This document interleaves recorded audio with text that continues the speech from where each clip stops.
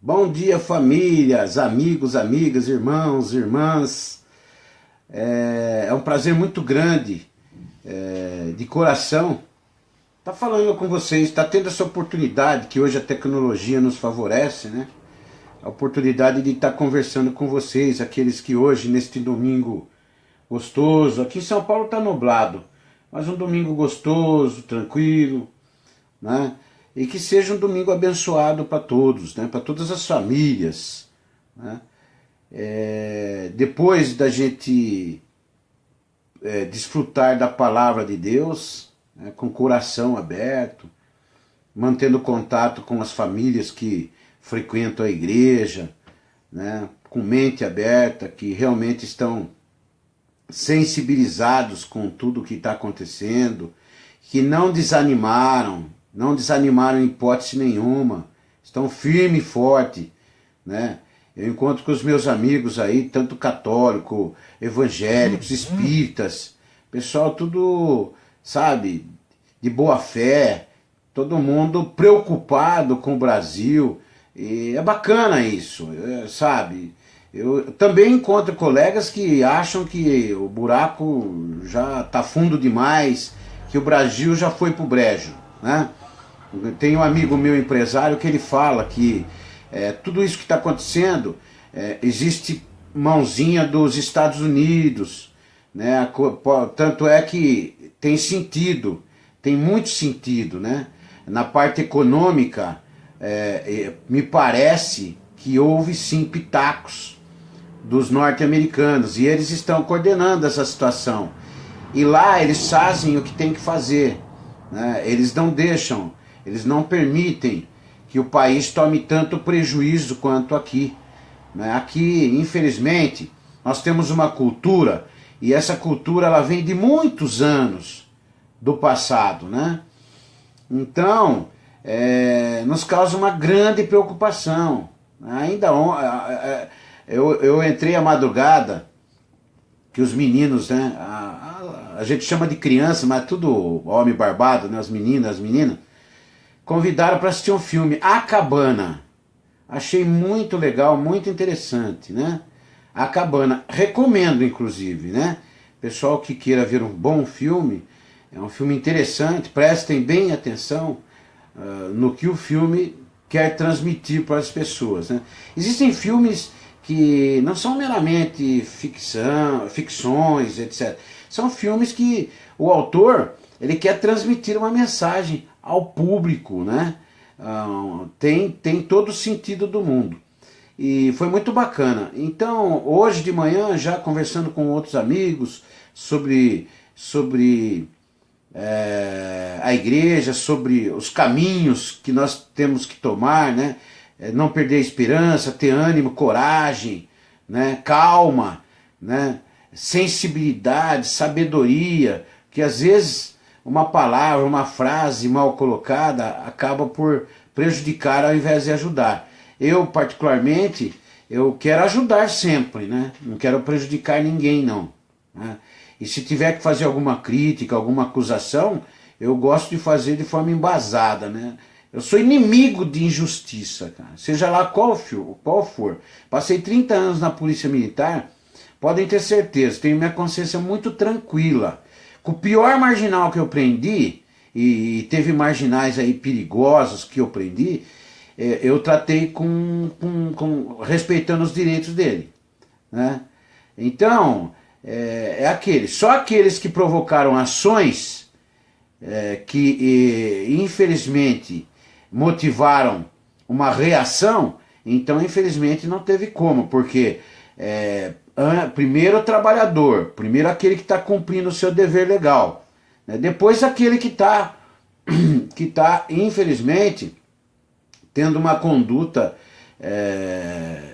desviada, e uma conduta fora do contexto da lei, né? Uma conduta ilícita, né? Então, se ele provocou a ação, ele que sofre as consequências, não o pai de família, não o profissional que está ali democraticamente hoje, desde 88, cumprindo com a sua obrigação, tentando inclusive garantir o seu Estado de Direito de cidadania, né?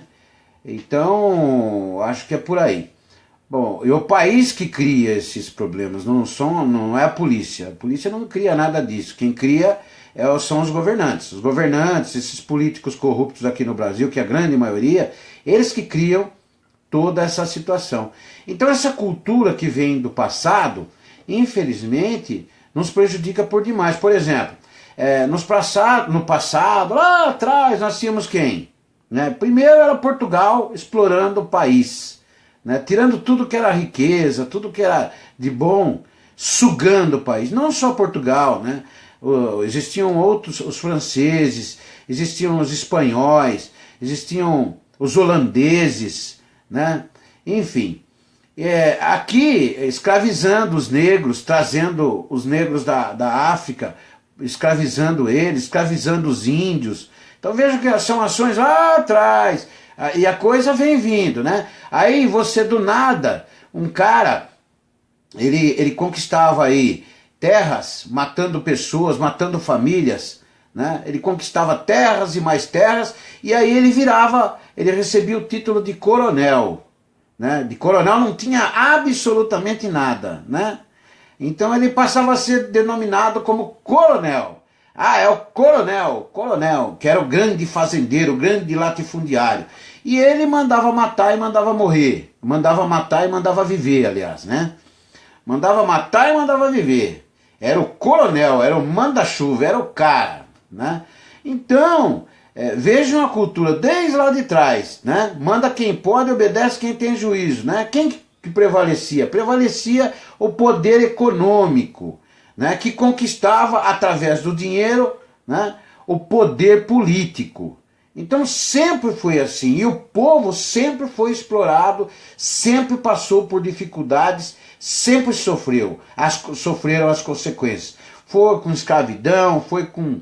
né? Até aqueles que colonizaram o país, né? Os italianos, os japoneses, em consequência da desgraça dos países deles, né? Em razão da guerra, e o Brasil sempre acolheu todo mundo de braços abertos, né?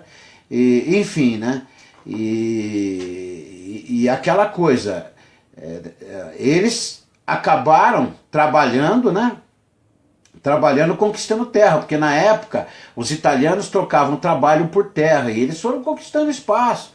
Os japoneses também. Aliás, nunca tiveram preguiça de trabalhar, né? A gente tem que elogiar. Nunca tiveram, a gente vê que historicamente nunca tiveram preguiça de trabalhar.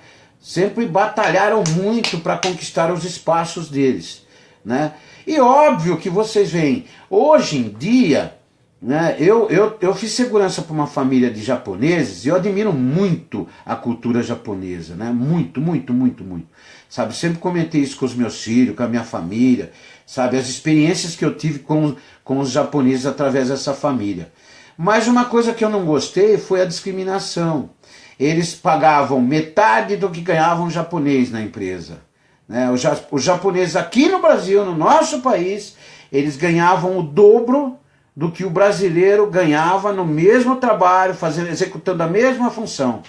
E isso, na época, causa um trauma na gente, né? Eu fazia segurança ali, eu via essas coisas, e ali eu não criava conflito, mas aquilo era dolorido, até que quando chegou o momento certo, que eu não tinha mais a necessidade de trabalhar ali, eu me desliguei, e aquilo fez um bem para mim danado, e acabei falando muito por aí sobre isso, né?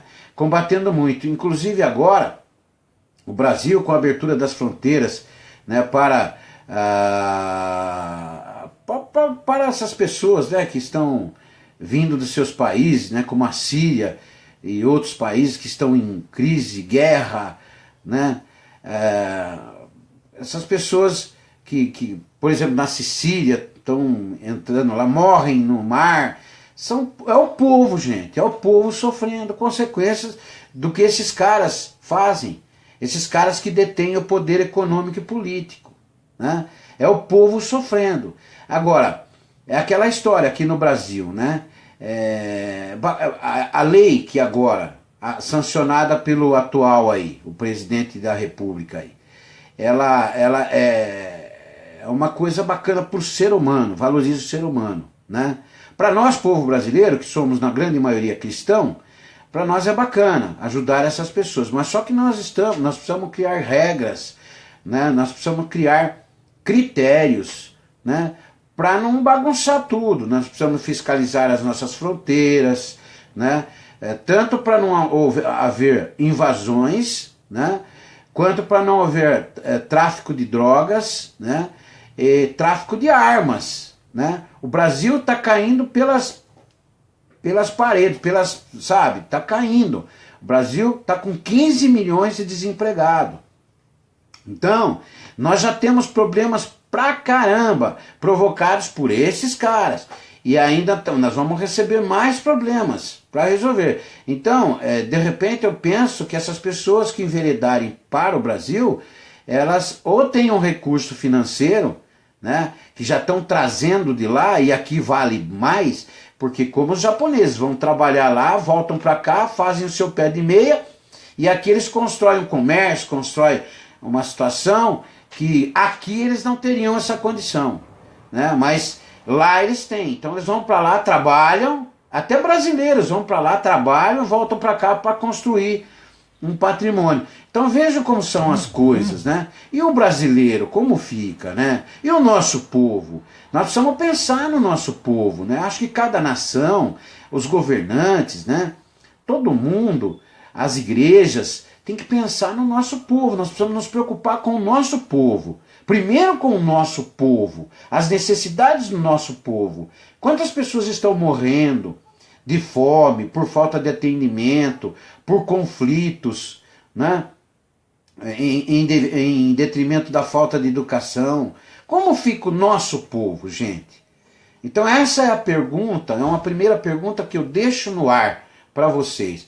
Então vejam, eles criam situações absurdas dentro do sistema, situações que não têm cabimento. Vejam agora que essa discussão, que um cidadão condenado em segunda instância, né, ele muitos, aos olhos de muitos juízes, ele não deve ficar preso, né? Por outro lado, como não tem nada que defina, nenhuma jurisprudência, por outro lado, outros acham que ele deve ficar preso. Então veja a bagunça que é. Quando eu falo em revisão do Código Penal, em revisão das nossas leis, em revisão da nossa Constituição Federal, é em detrimento disso. Não se tem sintonia, não se fala a mesma língua, né? E em muitas situações nós poderíamos estar resolvendo e ajudando pessoas, e as próprias leis que esses caras criaram, elas dificultam até em uma ação para ajudar pessoas, resgatar vidas, salvar vidas. Então, eu fico assim, impressionado. Então vejam, por exemplo, eu falei dos coronéis, depois dos coronéis, os anos foram passando, e logicamente, o Brasil foi evoluindo, e aí criou-se aquela fase da industrialização, né? Então os grandes empresários continuaram com a mesma cultura, enriquecendo cada vez mais às custas do coitado que vai lá e trabalha 30 dias que nem louco, né, para poder manter a sua família, e enriquece cada vez mais esse empresário. Então vejam como as coisas têm uma consequência, elas não mudam, o país não muda. Mas por quê? Porque não existe vontade política para mudar isso. Mas por quê? Porque eles ganham dinheiro em cima disso. Então veja, eu conheço muitos políticos hoje, estou falando porque eu conheço, que eles não entendem que o povo votou neles democraticamente. Vejam como a gente às vezes não consegue entender a democracia, né? A maioria do povo não consegue entender o que é uma verdadeira democracia. E eu insisto que nós vivemos uma verdadeira ditadura nos bastidores. Não no passado. O passado foi um regime militar. Hoje sim a gente vive, nos últimos anos, uma ditadura governista, onde eles fazem, acontecem e ninguém... Eles têm o poder, eles detêm o poder. E como que eles fazem isso, gente? Eles detêm o poder e eles acham que esse poder que eles têm hoje político, eles conquistaram através do dinheiro, que hoje é a propina que nós estamos vendo. Isso não é agora, isso vem de 32 anos atrás para diante. Entendeu? As propinas que eles recebem. Eles compram a eleição deles. Entendeu? Eles acreditam que eles foram eleitos em detrimento do dinheiro que eles receberam desses empresários, das propinas e caixa 2 que eles receberam, e até de caixa 1 mais maquiado. Então, o que acontece? Tudo é uma troca. Depois, esses empresários vão querer algo de troca, eles não vão dar dinheiro para ninguém à toa. Entendeu? Enquanto que a população, para esses políticos, para todos esses políticos, é um problema. É encheção de saco. A população só vai trazer problema. Só vai trazer dificuldade, só vai trazer tristeza, só vai trazer reivindicação, movimentos, né? Só vai trazer isso que eu estou levando agora aqui para eles, manifestação via internet. Então eles têm horror a isso. Então eles querem ficar distante disso, porque nós não damos lucro nenhum para eles, a não ser em época de eleição, em que eles recebem esse dinheiro dos empresários e investem em churrasco, dentadura, tijolo, areia, pedra, benefícios ali debaixo dos panos, sabe? É uma instituição ali para fazer política, dá o dinheiro, mas quer que a instituição apoie eles. Eu vi lá na minha cidade como funciona, né? Inclusive com essa verba parlamentar que não é fiscalizado, muita verba parlamentar aí que vai para instituições que engolem a verba, usa de maneira irregular, ilícita, e ninguém fiscaliza. Então é muita coisa errada que nós precisamos estar conversando, e isso faz parte. É que nem lá na igreja a gente conversa. Gente, nós não podemos virar as costas para isso. Se os homens de bem, as mulheres de bem, as famílias de bem virarem as costas, aí que o mal vai dominar tudo mesmo. Aí que eles vão tomar conta mesmo. E o prejuízo só vai ser único e exclusivamente nosso. Então, quando eu venho aqui me manifestar, eu venho já com caso pensado. Às vezes eu durmo, sonho o que eu estou falando para vocês. Porque eu tenho que tomar cuidado naquilo que eu falo. Porque senão eu vou cair no ridículo, né, no descrédito. E isso é muito chato. Eu passei minha vida inteira tentando ganhar a credibilidade de jovens, famílias, com 20 anos de prevenção às drogas, nas escolas, nas empresas. E graças a Deus eu nunca falhei, sabe? Então, hoje é uma nova fase da minha vida. Eu parei com essa parte, foi uma parte cansativa, mas que valeu muito a pena, graças a Deus. Foi uma missão cristã que nós cumprimos à risca. Agora, gente, em segunda instância, sabe, um processo que chega em segunda instância, você tem um inquérito, você tem o processo, você tem a denúncia de um promotor, que é um profissional que tem que avaliar as provas, as perícias, faz uma avaliação profunda, porque ele também, para denunciar, ele tem que ter a certeza do que ele está fazendo. Se aquele processo estiver contaminado, ele não vai fazê-lo, porque ele vai cair em descrédito, vai pegar mal para ele como profissional. Aí ele denuncia, o juiz vai avaliar, toda uma assessoria, sabe, avaliar aquele processo em primeira instância e pá. E aí o juiz, condena. Aí entra com recurso segunda instância. Aí vai em segunda instância, se avalia tudo de novo, toda uma avaliação técnica profunda. E são as fases em que você pode e deve avaliar todas as evidências, as provas, né, tudo aquilo que existe, os testemunhos, né, enfim, né, você pode ainda ouvir mais alguém ou de repente ir em busca de mais provas. São fases assim. Agora, você foi condenado em segunda instância, gente. Pode entrar com recurso, vamos permitir democraticamente que entre com recurso, mas preso. Porque a partir do momento que chegou nessa fase, nós não podemos desacreditar que todas as pessoas que tiveram contato com esse processo, que verificaram cada detalhe desse processo, cada detalhe técnico, cada prova, sabe, pericial, cada testemunho, eles são incompetentes, incapacitados para isso, e nós estamos pagando eles. Se for assim, então vamos demiti-los. Demitem a todos, vamos demitir a todos. Entendem? Não, olha, esse processo aqui contaminou, comprovou erro, demite todo mundo, porque se eu errasse na polícia militar, eu seria demitido. E eu corri risco de ser demitido por correr atrás de direitos líquidos e certos, sabe? Então, por que essas pessoas que de repente cometeram erros, e erros delicados que estavam mexendo com vidas de pessoas, com o futuro das pessoas, sabe? Não podem ser demitidas. Elas devem ser demitidas. Aí quando chega para mim, como eu vi uma experiência de um juiz aí, um juiz totalmente inescrupuloso, ex-juiz, né? Um cara assim indecente.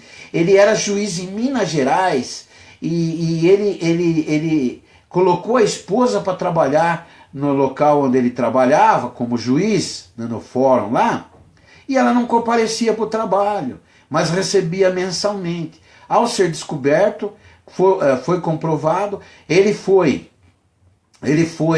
réu, né, indiciado por uma comissão, né, uma comissão lá da área da área judiciária, né, ele foi dado como culpado por improbidade administrativa. Depois ele foi julgado por desembargadores, que confirmaram a sua culpa por improbidade administrativa, com a própria esposa. Aí o que aconteceu com ele? Quando a gente pensa, pô, o cara vai ser preso, né, tem que ser preso, o cara roubou o dinheiro público através da esposa, porque a esposa nunca compareceu lá no trabalho. Ele foi aposentado ex officio, gente.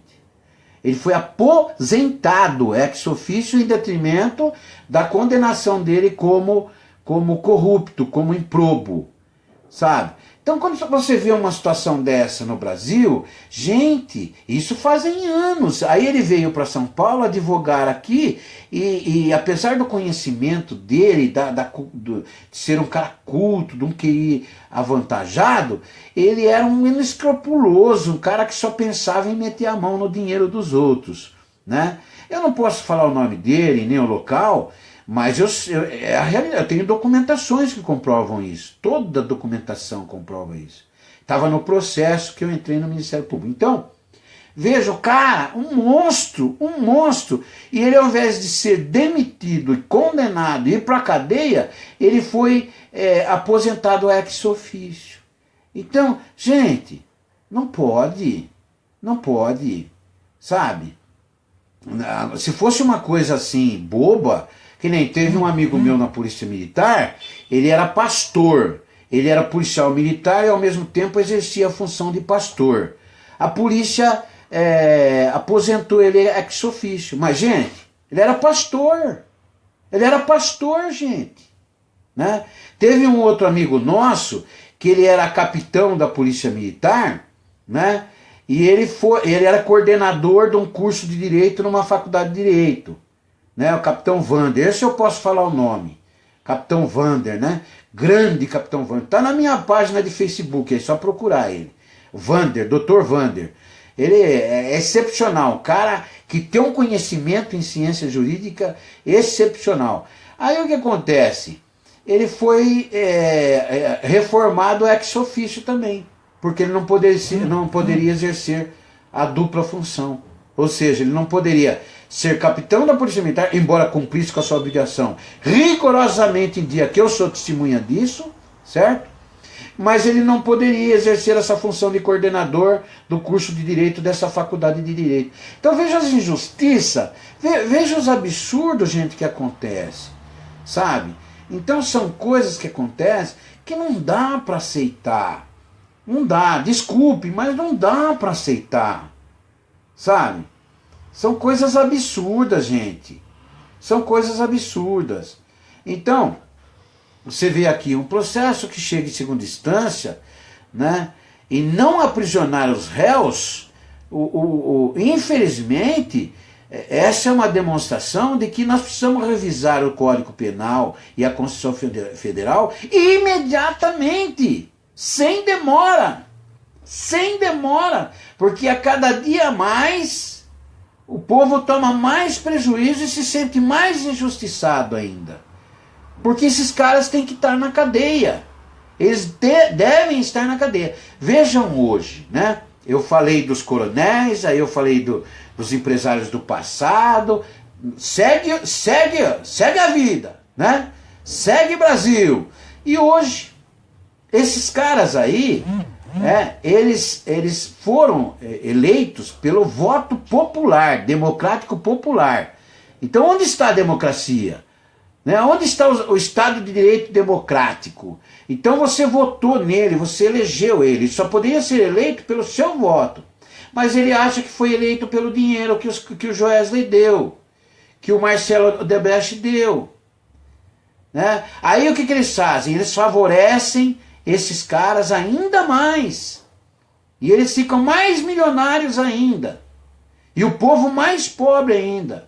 Aí eles vêm agora com reformas que vão prejudicar quem? Os empresários? Não! Os trabalhadores. O povo brasileiro. É a reforma trabalhista que vai sugar ainda mais o trabalhador, que vai cerceá-lo de mais direito. Né? É a reforma previdenciária que vai sugar ainda mais o trabalhador, né? Que de certa forma a gente diz que ele vai trabalhar agora até a morte. Ele vai morrer trabalhando, como meu pai, mas meu pai já morreu. Meu pai trabalhou 35 anos na Polícia Civil e mais 20 anos numa empresa particular, privada. Tanto que a minha mãe recebe com justiça, e com justiça ela recebe os 2 vencimentos. Meu pai conquistou isso. Mas ele trabalhou 35 anos na polícia e mais 20 anos na empresa privada. E ele morreu trabalhando.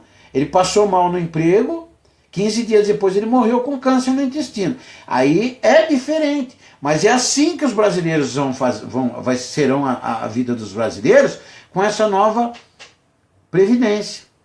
Vai morrer trabalhando. Não vai ter mais aquele cara de aposentar, reformar, sabe? Vai ser difícil. E quando aposenta e reforma um pouco antes, é porque está doente. É porque está doente e acaba não durando muito. Né? Aí o cara, quando reforma, ó, depois de 30 anos, por exemplo, de polícia, olha aqui, ó, colonoscopia, não sei o que, tem que fazer, teste ergométrico, teste não sei do que, teste não sei do que lá, medicamento, exame de sangue, tudo quanto é jeito, não sei o que, tudo isso. Né? E tem que fazer tudo direitinho para se precaver, para tentar sobreviver um pouco mais. Então a vida, ela está ficando cada vez mais difícil aqui no Brasil. E os que podem estão indo para fora, para viver nos Estados Unidos, para viver lá fora. Como lá no passado, no regime militar, aconteceu. Muitos foram para o Chile, para os Estados Unidos, para cá e para lá. Aí o general veio e assinou a lei lá que liberavam eles para voltar, né? Que eu não me recordo o nome agora aqui, me fugiu o termo, né, da memória. Mas então, eu fico impressionado quando as autoridades não se atentam para isso. Não se atentam para isso. Né? Então são mortes e mais mortes e mais mortes. Nós vimos aí 37 mortes no último ano por brigas por terras. Né? Nós vimos aí a 1000ª morte no Rio Grande do Norte. E nós estamos vendo aí o Ministério Público Estadual de São Paulo e a Comissão de Direitos Humanos aí recorrerem à decisão do Judiciário de tentar internar aqueles que estão em fase mais avançada no uso de na dependência química aí na tal da Cracolândia que virou Cracosbel. Então, fica difícil, né? Eu vou encerrar aqui esta postagem para não ficar muito longa e eu vou continuar numa próxima postagem logo em seguida. Senão ela fica muito longa e o pessoal acaba não tendo saco para ouvir tudo que a gente gostaria de passar para vocês. Um abraço, que Deus abençoe vocês, um excelente domingo abençoado para vocês, para as famílias de vocês, tá? E obrigado por acompanhar, tá bom? E desculpem aí se falei alguma bobagem, tá? Eu também não sou perfeito, às vezes eu erro também, e perfeito só teve um e crucificaram ele. Mas nós não podemos nos omitir, virar as costas para os problemas. Os homens de bem, as famílias de bem, as mulheres de bem, têm que estar firme e forte, gritando. Ah, mas na igreja falar de política, não tem essa. Nós estamos falando do futuro do nosso povo. Nós estamos falando de gente que está morrendo. Nós estamos falando são de seres humanos que estão desassistidos, sabe, em detrimento da incompetência e incapacidade desses caras. É disso que nós estamos falando. E a igreja tem papel fundamental e importantíssimo nesse processo. Muito importante. Não tenho dúvidas disso. Eu tenho consciência, sempre tive consciência disso. E sempre falei isso, por todos os lugares onde eu passei, né? O papel. Eu lembro que eu conversava muito com o padre Luiz Siquinato, meu mestre, né, que Deus o tenha, né, meu amigo, meu irmão. Eu lembro que eu conversava muito com ele, a gente batia longos papos, e eram conversas assim tão gostosas, saudáveis, frutíferas, sabe? E eu via a preocupação dele com o povo brasileiro, a preocupação dele. E ele acompanhava o noticiário, e ele às vezes ele confabulava comigo algumas particularidades, algumas intimidades, que eu prefiro não comentar aqui, até porque para preservá-lo, né? Preservá-lo. Mas ele era uma pessoa muito justa, muito honesta, e ele tinha uma visão muito contundente de tudo isso, sabe? E ele fazia muita oração, gente. Vocês não imaginam quanto Padre Luiz Siquinato orava pelas famílias, pelo Brasil, sabe? Maravilhoso, sensacional. Deus abençoe vocês. Beijo no coração de vocês. Vou fazer uma nova postagem, tá bom? Em seguida.